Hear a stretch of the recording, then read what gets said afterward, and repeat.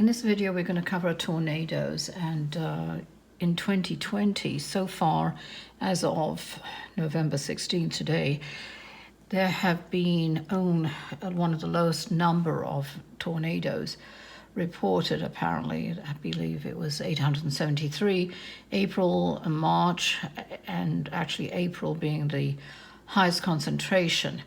So we are experiencing a change, but it doesn't mean to say it is just going to wane. That's not what I see anyway. So I'm just going to give you again the peaks. There are going to be other isolated tornadoes in areas that you hardly ever see, and that is really here in round about the New York area here, and even in California, but that's associated with, it's like a hurricane, but anyway, it's a storm system that's coming in. But it's not going to be a bad one, but weird ones coming in Nevada, but they're like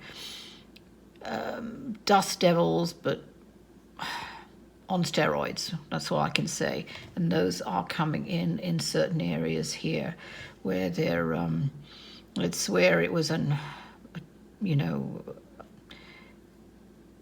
EF1 or something, or nearing that, but it isn't. It's just quite destructive in its own way, but not anything on a higher base than that. So we're going to see a few more just isolated ones in December, which is surprising, I know, but we are going to experience a few, and that's in this neck of the woods here. Then we're going into January. At the end of January, I'm seeing a cluster that's coming in. It's a storm system that's really tied to a snow system, which I talked about before, but that is coming in like that, and it's kind of a cone, and that brings in lows of EF1s and EF3s. So, sorry, I apologize, EF1 to maybe touching on EF2, okay? But that's really a concentration here where it kind of builds up steam. So coming into at the end of February, there are going to be associated with certain rain systems coming in, but in April, and it's really March 27th through the 30th, there's a danger of a kind of a warm weather for some reason coming in, and it's affected, and again, it's in this area here, but a bit more north. And that's going to spurn about maybe as much as 18 to 25, maybe 27 tornadoes, which are considerably low level, but they're still considered tornadoes. So we're looking at zeros to EF1. Maybe there'll be a possibility of 2 in EF2, okay? April is going to be relatively mild during the first 18 days, and then after that, around about the 19th to the 22nd, you'll see a system that's going to have a kind of, again, it's like a cone like this, and sweep in, and then really come in this way. And that one carries a possibility of EF0s right through to EF3, touching a potential roundabout here to EF4, but it's touching, but it looks as if it's pretty destructive, I'm afraid, and that is quite something else.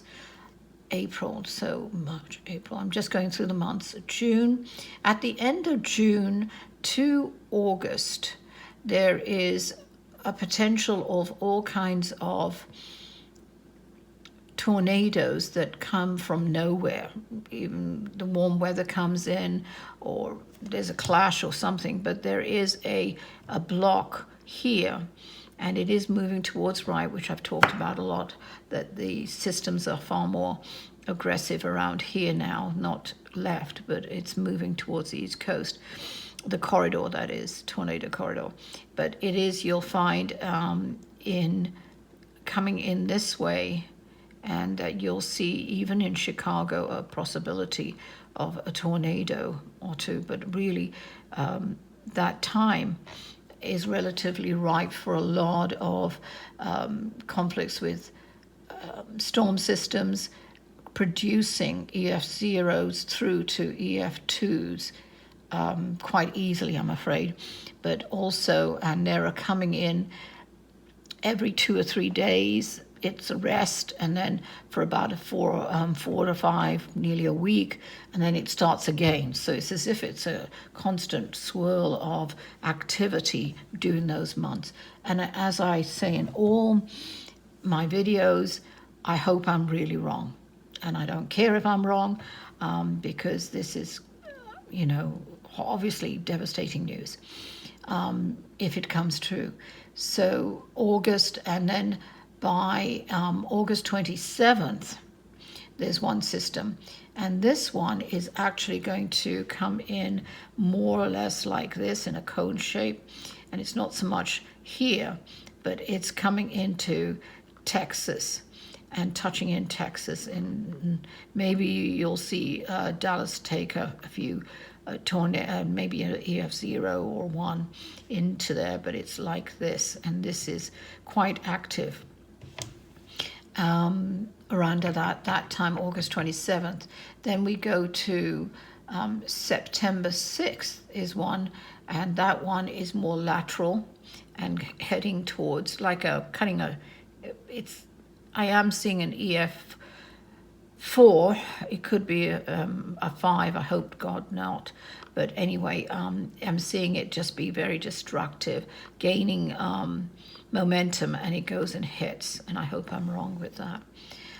There are other little systems coming in which do spurn activity in minor systems throughout the year, but it's really, those are the main ones. There are some coming in October, so it's a bit more active. We're going to see about 1,200, not 873 as we did, about 1,200 to maybe as much as 1,400, but those are minor ones, but still a tornado is a tornado. So as I always advocate, please have supplies. If you're in towards a corridor, or I've talked about something like this, we're not only looking at tornadoes, but hurricanes are getting more aggressive. And I have to check about the accuracy of that, how many I got right, if any. And also earthquakes and flooding, fires.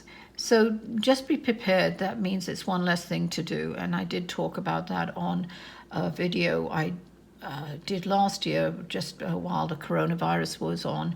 Unfortunately, I was right with dates on that one, all the peaks, and I've covered that in a separate video, which should actually precede this one. Anyway, back to here. So this is the down low on the tornadoes. All right, thank you. Bye-bye.